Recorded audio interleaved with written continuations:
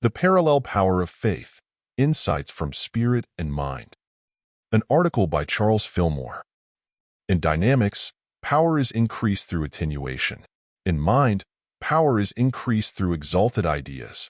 These illustrations show us the relation between the world without and the mind within, and it is found that they are parallel. Whatever you see in the external, you may be assured has its parallel in mind. The same law is operating in the spiritual and the material under different masks of manifestation. The one thing to understand is that whatever we see without is controlled by something within. This law, once revealed to the mind, clears up the whole creation and shows how God works. Faith is a power of the spiritual mind, but in all the realms of existence, we find faith. The foundation of faith is in the spiritual, but wherever you find the mind at work, you find faith. Faith in its highest is an exalted idea. And what is the most exalted idea that man can have? That he is spiritual, that he is related directly to the one great Spirit, and that through that Spirit he can do mighty works by faith. Jesus Christ laid great stress on faith. He always tried to direct the attention of the people to the invisible, the spiritual, by statements like these: "Do you believe that I can do this? According to your faith, be it unto you.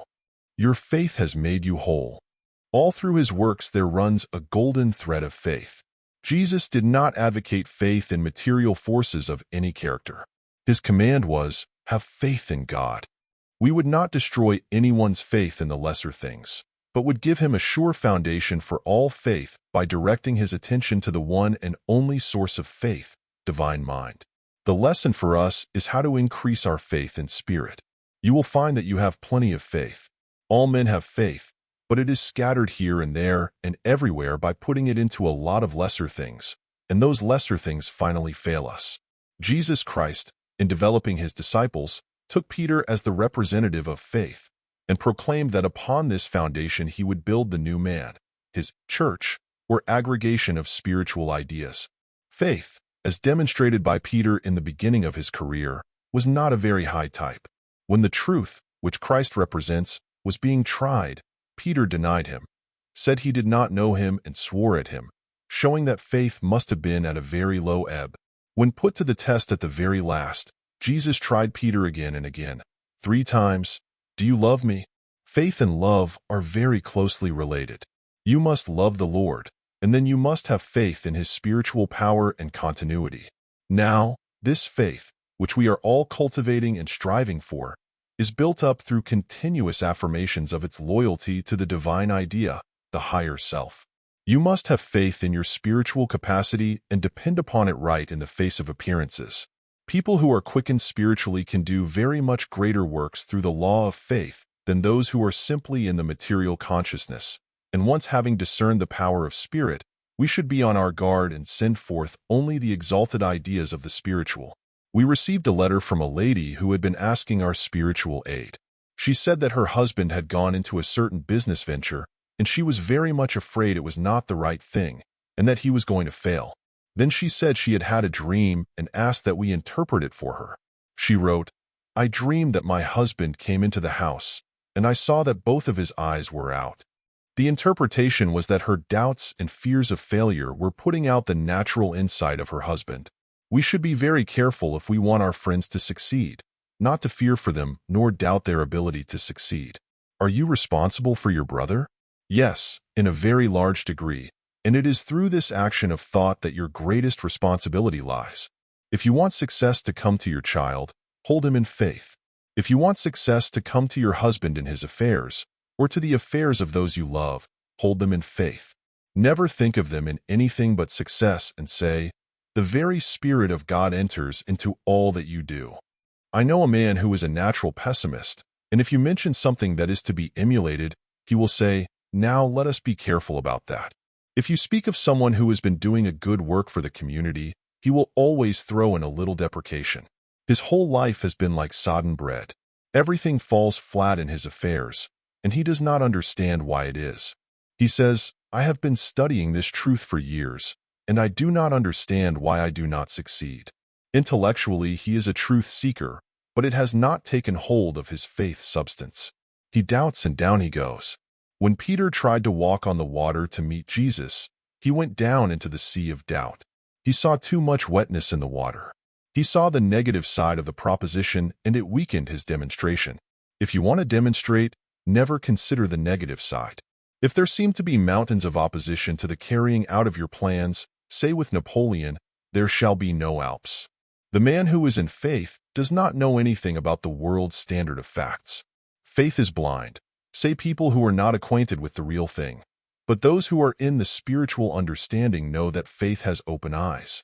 Faith knows that certain things do exist in spirit, and that they become substantial and real to the one who dwells and thinks and lives in faith. That one knows. Most Christians are like the old lady who was on a ship during a great storm. She went to the captain and said, "Now I want to know just how bad it is." He told her plainly that they were in a very desperate and helpless condition and finished by saying, "We will have to trust in God."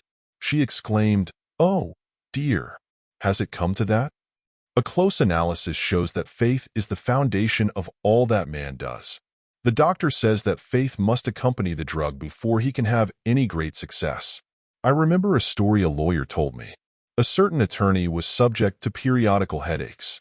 He had some capsules that his physician had prescribed, which would cure these headaches almost instantly. He carried, for emergencies, one of these capsules in his vest pocket, and whenever a headache came on, he would take one, and immediately the pain would disappear. Once when he was pleading a case, he was seized with a headache. He reached into his pocket, secured the little antidote, and swallowed it, and immediately the headache left him. He went on with his argument, and after he sat down, he wished to make some corrections in his notes and felt in his pocket for a little rubber tip that he carried for that purpose. But instead of the rubber tip, he brought out a capsule, and he then discovered that he had swallowed his pencil tip instead of the capsule. This was an exhibition of faith that deceived itself.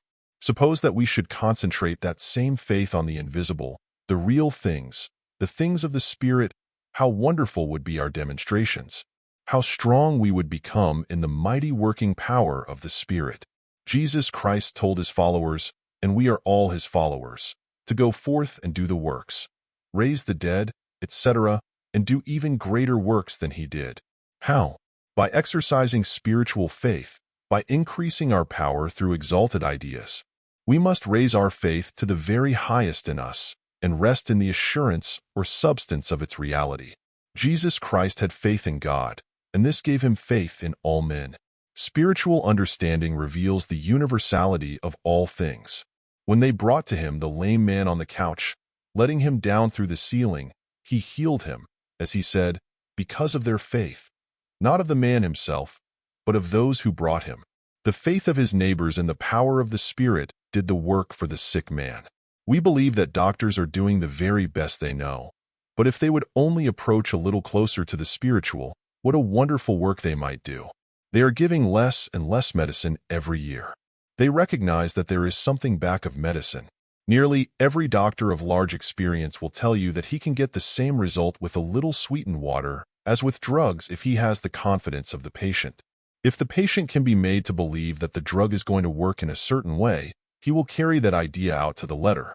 Jesus Christ had this higher power, and he healed through the word. He is the great physician. He is the one whom we are to follow, whom we are seeking to imitate, and we do it through laying hold of the Spirit. I would say to you, if you want to do the works of God, you must follow Jesus Christ. If you want to elevate yourself out of the physical, have faith in God, and cultivate that faith through affirmation. The Lord's Prayer is continual affirmation from beginning to end.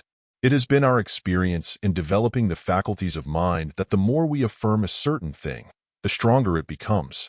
But we must have the understanding that our relation to God is as Father and Son, that we exist in the one mind as a working idea, and that that idea does work in us as a higher kind of man, even Christ. And that is the end of the article.